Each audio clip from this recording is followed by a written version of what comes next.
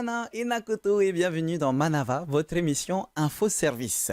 Orion, varicelle, pieds-mains-bouche, bronchiolite, roséole, autant de mots qu'on préfère ne pas entendre quand on parle de nos enfants. Aujourd'hui, parlons de ces maladies infantiles avec nos spécialistes. Sur le plateau, Tate Laurence Rocha-Stetler, médecin au bureau des programmes de santé de la direction de la santé, Yorana. Yorana. Nathalie Bigorgne, directrice de l'école maternelle Hitimahana. Yorana. Tate Delphine Guyot, pédiatre. Yorana. Et enfin, Marie Randazzo, infirmière puéricultrice. Yorana. On va commencer justement avec toi. Marie, tu es en première ligne quand on parle des maladies infantiles. Quelles sont les maladies que l'on rencontre le plus souvent chez les enfants ? Il y a plein de maladies différentes qu'on peut rencontrer. Celles qui sont dues au virus, celles qui sont dues plutôt à des bactéries. Enfin, il y aura plein de choses différentes, mais on va avoir des affections au niveau de la peau, tout le temps des petits boutons ou des choses. Alors ça, c'est très courant dans notre quotidien. Les rhinopharyngites, les bronchiolites, les otites. Beaucoup d'autres maladies qui finissent en it. Les inflammations, voilà. Vraiment, il y a beaucoup de... principalement, souvent, c'est la rhinopharyngite quand même qu'on rencontre quotidiennement dans les cabinets médicaux avec les enfants. Il faut s'inquiéter de la même manière pour une maladie ou une autre, ou est-ce qu'il y a des maladies où il faut vraiment faire attention, d'autres où ça va, c'est pas trop grave? Je pense que... oui, il faut s'inquiéter systématiquement parce que chaque maladie peut évoluer plus ou moins défavorablement. Après, a priori, il y en a quand même des moins graves que d'autres. Une rhinopharyngite, ça peut vraiment se gérer avec beaucoup d'éducation aux parents dès le plus jeune âge et des mouchages efficaces, réguliers.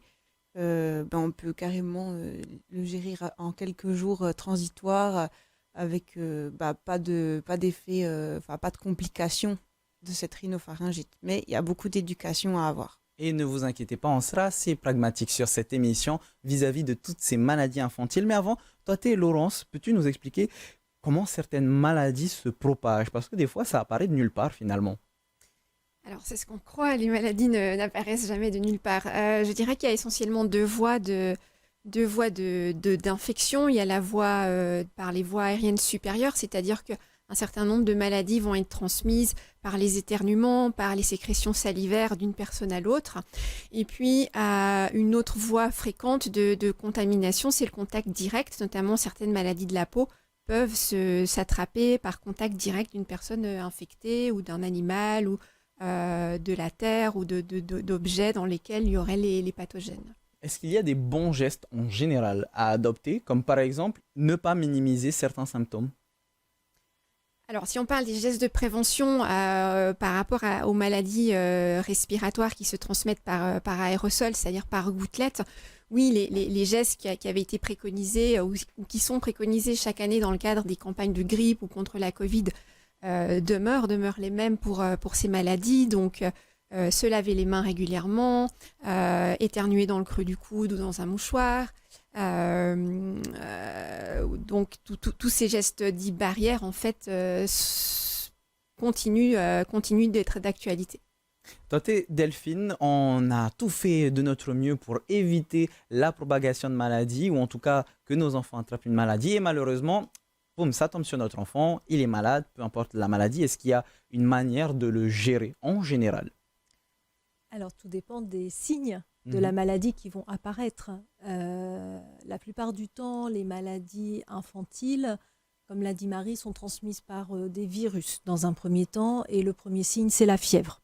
Parfois, il n'y a d'ailleurs pas d'autres signes que la fièvre. Donc, le parent doit surveiller à la maison si la fièvre est bien tolérée par l'enfant. C'est-à-dire s'il a un comportement qui est relativement habituel, même si c'est sûr qu'il va être plus grincheux. Et si la fièvre n'est pas bien tolérée ou persiste, dans ces cas-là, il faut consulter.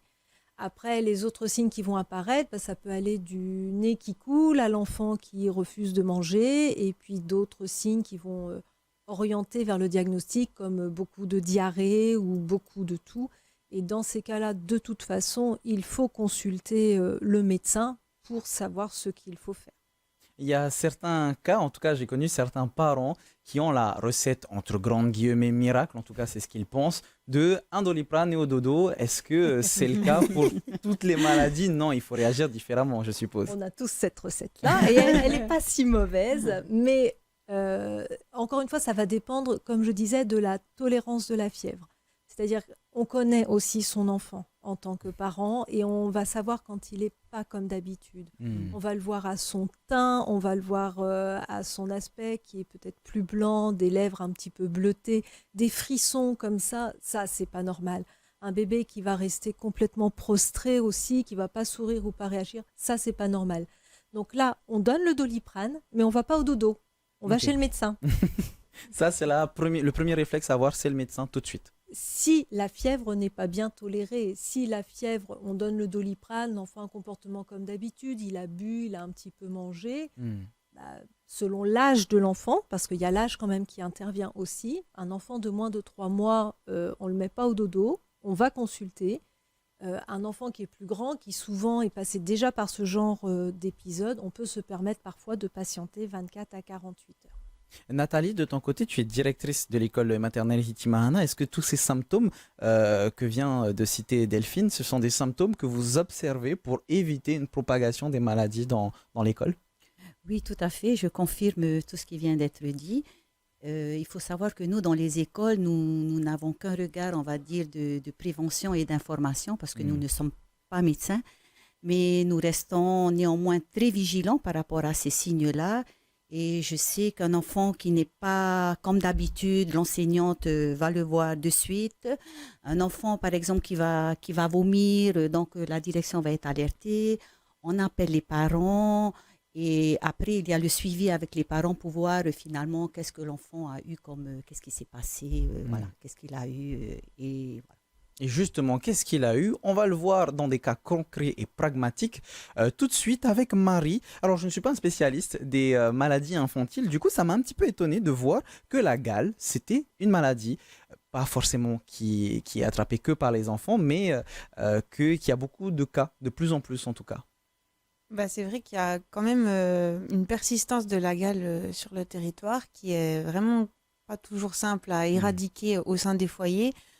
Les signes de la gale principaux, c'est des démangeaisons, des boutons, principalement aux extrémités. D'abord les mains, les pieds, ensuite ça peut aller quand même à tout le corps, le tronc. Les préventions, il y a un traitement que Toté expliquera mieux que moi, mais après il y a les préventions au niveau des ongles, ne pas se gratter, tout ça pour éviter les surinfections. Mais il y a aussi un gros traitement de l'environnement qui est nécessaire dans la gale, qui est parfois difficile à faire par les familles parce qu'il y a des gens dans la famille qui vont habiter dans cette maison, mais pas tous les jours. Donc, il y a le fait d'avoir plusieurs foyers, le fait d'avoir plusieurs intervenants auprès de l'enfant, le fait que l'enfant il aille dans la voiture. Il faut traiter tout, en fait, le linge, la voiture, la maison, la chambre. Donc, c'est quand même quelque chose qui est difficile à éradiquer et du coup qui persiste pas mal et qui peut être parfois traité 2 à 3 fois avant d'être enfin... Totalement éradiqué. Ouais. Toi, Delphine, est-ce qu'il y a d'autres choses que l'on peut faire dans le cas de la gale, par exemple? Le diagnostic n'est pas toujours évident chez le très jeune enfant, ce qui peut faire que parfois ça a traîné un petit peu avant la mise en route du traitement, ce qui a permis du coup la propagation de la maladie, qui est une propagation strictement entre êtres humains.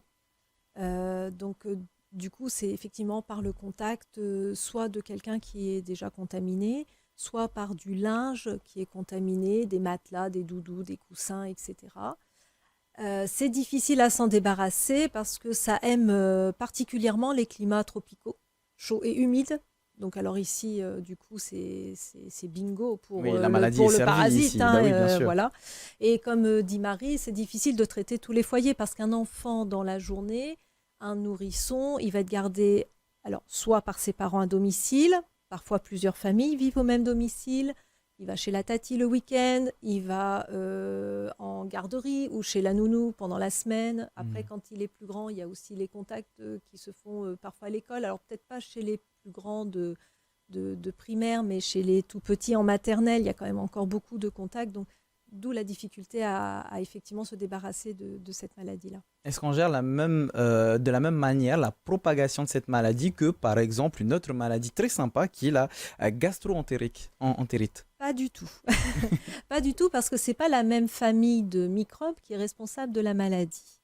Donc la gale, c'est un parasite un parasite donc qui se transmet d'homme à homme et qui meurt quand il n'est plus en contact de l'homme pendant au moins 3 jours. La gastro-entérite, c'est transmis par un virus la plupart du temps. Alors, il peut y avoir d'autres causes microbiennes, mais chez le petit enfant, très souvent, c'est un virus. Et là, c'est la transmission, comme l'a dit Laurence, principalement par le contact que ça se transmet. Donc ça ne se gère pas de la même manière. Et puis les conséquences sont absolument pas du tout les mêmes. Marie, une réaction? Juste pour la gale, il y a quand même une idée reçue qui est très présente, c'est que ça pourrait être le chien qui a donné la gale. Et elle a bien dit 2 fois, Toté, que c'est vraiment entre hommes, contact prolongé avec les surfaces ou avec la peau, mais la gale du chien n'a rien à voir avec la gale qu'on peut attraper en tant qu'humain. Alors, parlons d'une autre maladie, la varicelle, qui est une maladie très courante. On le connaît, il me semble que tout le monde l'a au moins une fois. Quels sont les premiers gestes à adopter, toujours avec toi, Marie? La varicelle, il faut savoir qu'il faut quand même faire attention à la contagion. Donc l'enfant, c'est une éviction normalement tant que c'est contagieux, donc tant que les papules sont encore contiennent encore du liquide. Donc Ça, les papules, je suppose que voilà, c'est les ce boutons. sont les boutons, ça s'appelle comme ça. Si elles ont du liquide, entre guillemets, ça veut dire qu'elles peuvent éclater et c'est ça qui est contagieux dans la varicelle. Donc on n'est pas contagieux tout le long, on est contagieux avant mais on ne le sait pas au moment de l'apparition des boutons et tant qu'on a des boutons avec le liquide. Après, c'est une maladie qui se gère plutôt bien chez les enfants. En général, c'est bien toléré. Il y a une éruption cutanée plus ou moins forte, une fièvre. Il n'y a pas de traitement particulier à donner. Il ne me semble pas qu'on donne... voilà, c'est vraiment ne pas se gratter. Donc, on peut donner éventuellement un c'est un traitement pour ne pas se gratter. Desloratadine, voilà, un antihistaminique. Et puis, après, vraiment les soins de peau locaux, mais c'est tout. Faut faire attention à la surinfection. On ne gratte pas avec des ongles sales les boutons et qu'après ça devienne des bobos pas très sympas. Laurence, les oreillons sont souvent perçus comme une maladie d'enfance banale, mais ça peut avoir des complications si on laisse traîner. Oui, alors c'est vrai que c'est une maladie qu'on rencontre maintenant assez rarement. Les oreillons font partie de la vaccination qui est recommandée ou qui est même obligatoire ici en Polynésie. Elle est associée donc au vaccin qui associe la rougeole, la rubéole et les oreillons. Donc effectivement, c'est une maladie qu'on ne voit plus ou rarement. Dans les complications que tu évoques, effectivement, il y a 2 grandes complications qui sont les troubles auditifs et chez l'homme, la stérilité. Donc on ne laisse pas traîner les oreillons tout de suite. Dès les premiers symptômes, on va voir le médecin. Oui, et encore mieux, on se fait vacciner pour éviter d'attraper la maladie. On parlera du vaccin un peu plus tard, puisque c'est souvent une des réponses, en tout cas, de certaines maladies. Mais avant, Nathalie, dans les écoles, vous rencontrez beaucoup de cas de molluscum. Qu'est-ce que c'est? Alors, les molluscums, c'est une forme, ce sont comme des petites verrues. Et cela fait quand même 30 ans que je suis dans l'éducation. Il y a 20 ans de cela, on n'était pas amené à rencontrer ce genre d'éruption, on va dire. Et de plus en plus maintenant, on voit que sur nos enfants, on en voit beaucoup. Donc, je sais que ce n'est pas contagieux. Je pense que vous allez confirmer.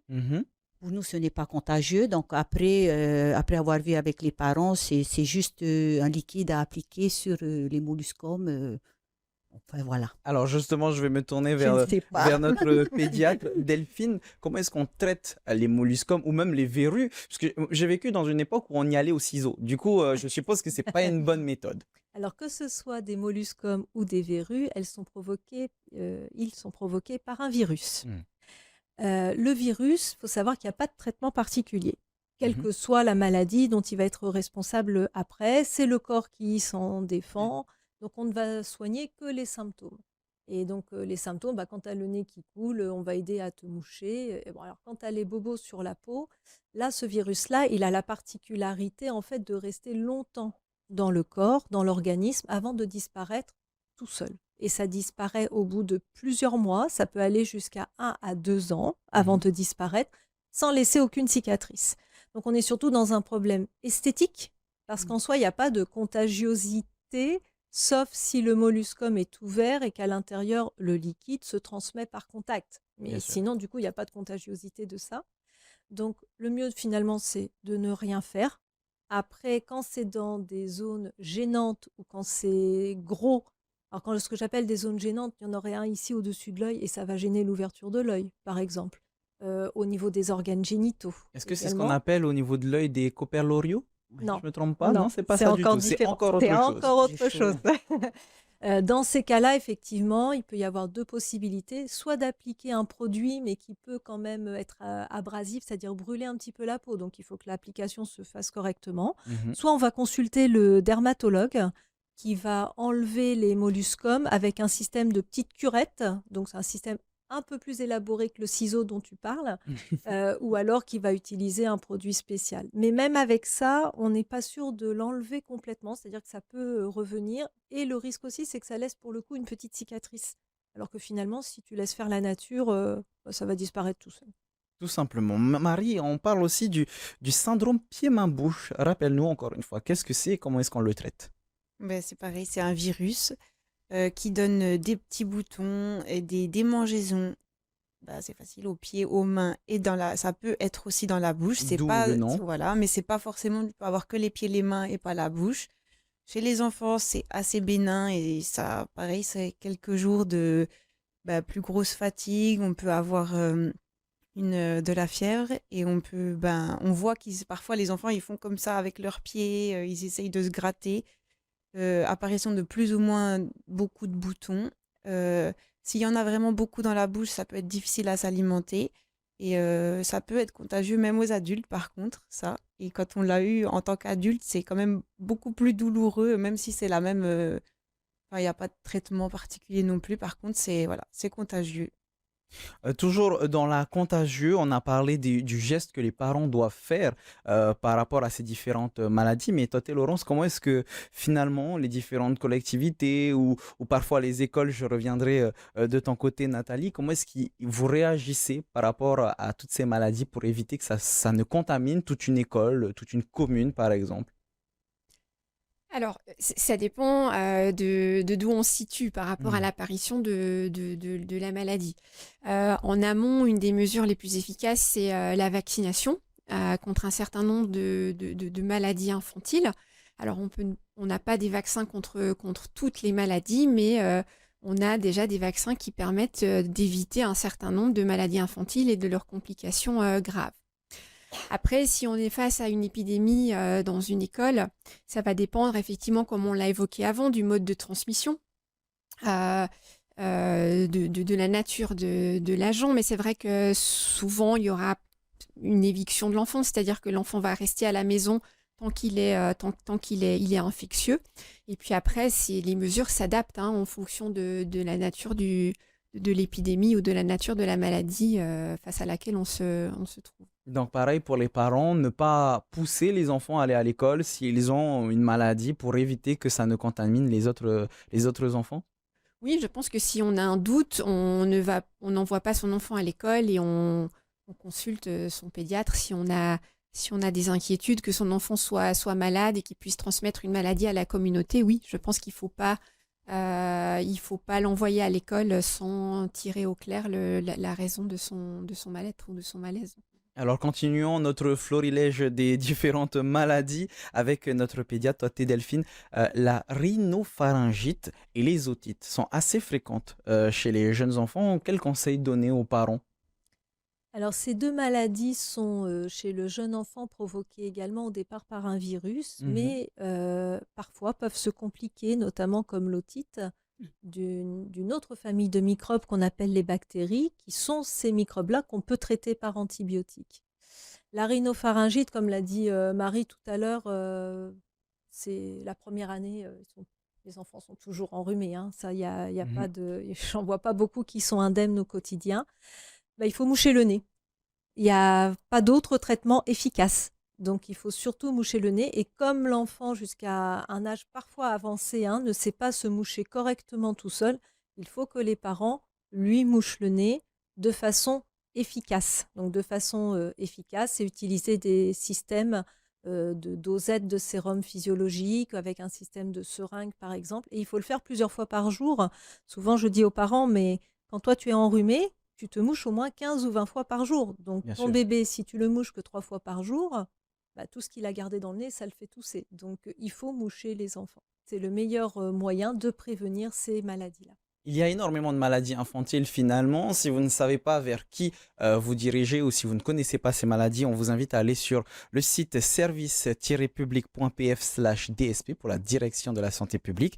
Et vous avez en ce moment justement de la sensibilisation pardon, sur la coqueluche. Marie, rappelle-nous, qu'est-ce que c'est la coqueluche? La coqueluche, c'est une des maladies qui est dans les vaccins obligatoires Mhm. et qui est très contagieuse si jamais elle est présente dans un foyer. Elle peut être très dangereuse, elle est respiratoire, elle peut être très dangereuse pour les enfants en bas âge et les personnes âgées principalement. Ça fait une toux caractéristique chant de coq, on dit. Je ne vais pas le faire là, mais ça fait un peu. Et ça peut finir en réanimation, ou voire même un décès si c'est pas si c'est pas surveillé par un médecin et pris en charge assez tôt. Donc Delphine, Delphine, on le rappelle, la vaccination est très importante. Oui, la vaccination est importante et la vaccination se débute dès les premiers mois de vie de l'enfant. C'est pas pour le plaisir de faire mal à des bébés, mais c'est juste que si on veut éviter qu'ils soient en contact avec ces maladies et d'avoir des conséquences graves, comme c'est le cas pour la coqueluche où il y a une épidémie dans le monde en ce moment et la Polynésie n'est pas épargnée, on a oublié qu'on avait des maladies très graves. Et donc, la vaccination est obligatoire, dont notamment pour la coqueluche, mais aussi les oreillons, la rubéole.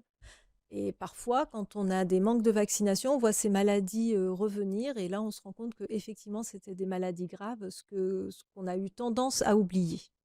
Alors, on va se tourner vers Nathalie. Comment est-ce que vous sensibilisez finalement le personnel encadrant pour pouvoir gérer la contagiosité de toutes ces maladies et est-ce que vous avez des premiers gestes dès que vous voyez une maladie arriver? Oui, bien sûr. J'aimerais quand même revenir sur nos premières missions en tant que directeur, directrice d'école. Par rapport à la vaccination, c'est bien sûr de veiller lors d'une première inscription dans une école que l'enfant soit à jour de toutes ces vaccinations. Donc là, vous avez déjà, un suivi alors? oui, tout à fait. Ensuite, au niveau du personnel encadrant, eh bien, au quotidien, nous avons tous ces gestes barrières, toutes ces petites séances d'apprentissage où je parle de la maternelle néanmoins et qui se poursuivent en élémentaire. Eh bien, le lavage quotidien des mains, comment apprendre à bien se laver les mains et plusieurs fois dans la journée, mais aussi comment apprendre à se moucher, c'est très important. Nous accueillons des enfants de 2 ans et on voit que voilà, s'il n'y a pas la continuité à la maison, c'est vrai que c'est difficile. C'est difficile, mais nous, à l'école, on essaye de faire au mieux pour pouvoir apprendre aux enfants à avoir ces gestes barrières pour éviter toute contamination. Et ensuite, je reviendrai sur la vigilance du personnel encadrant qui, au moindre signe, informe la direction, on appelle les parents et puis après on effectue le suivi par rapport à cela. Et pour terminer l'émission, puisqu'on pourrait parler encore pendant des heures de toutes ces maladies, de tout ce qu'il faudrait faire, des premiers gestes pour éviter la contagion de ces maladies, pour terminer, on va te donner la parole, Toté Laurence, sur, encore une fois, on le rappelle, c'est important, la vaccination peut sauver des vies. Oui, tout à fait. La vaccination peut sauver des vies. C'est une des mesures de santé publique qui a permis de sauver le plus de vies. L'OMS a sorti des données récemment à ce sujet. C'est vrai qu'actuellement, on le voit, on est face à une épidémie de coqueluche en Polynésie. On a renforcé l'accès à la vaccination parce qu'effectivement, prévenir, c'est encore mieux que de diagnostiquer adéquatement et de traiter efficacement.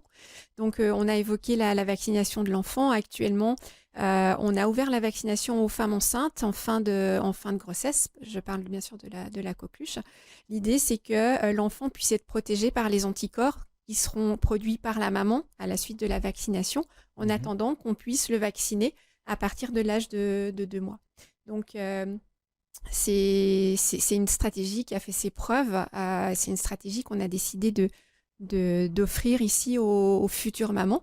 Et puis également, on rappelle que la vaccination du personnel qui travaille avec la petite enfance, que ce soit dans le milieu social ou dans le milieu de la santé, sont également des candidats à la vaccination gratuite. Alors, on le répétera jamais assez, la prévention, notamment par la vaccination et bien sûr les gestes d'hygiène, ça reste la clé pour la sécurité et la santé de nos enfants. Merci beaucoup, mesdemoiselles, mesdames, d'avoir répondu à mes questions. Merci. Vous n'oubliez pas que vous avez les différents sites pour vous renseigner sur toutes ces maladies, à savoir, on l'a dit en milieu d'émission, service-public.pf/DSP pour la direction de la santé publique. Vous avez actuellement une campagne pour en savoir plus sur la coqueluche et vous avez aussi le site de la DG2E, à savoir éducation.pf. On se retrouve demain pour une nouvelle émission. En attendant, bonne soirée sur TNTV avec à 18h votre VAT. Maururi totatou farerir a trahoma parhana.